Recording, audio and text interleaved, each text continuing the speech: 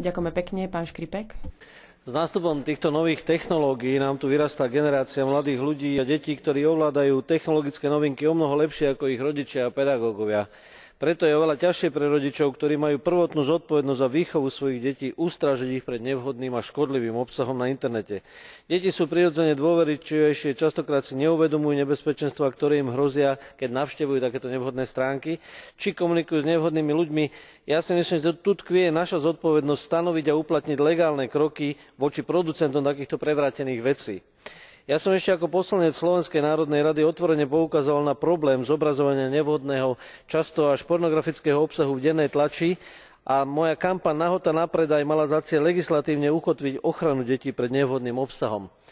Do dnešného dňa sa na podporu tejto myšlienky vyzbieralo takmer 70 000 podpisov a ja som presvedčený, že toto ohrozovanie morálnej výchovy mladých začína už takýmto sledovaním na aj dennej tlači a prístupom ku otvorenej pornografii. Ďakujem.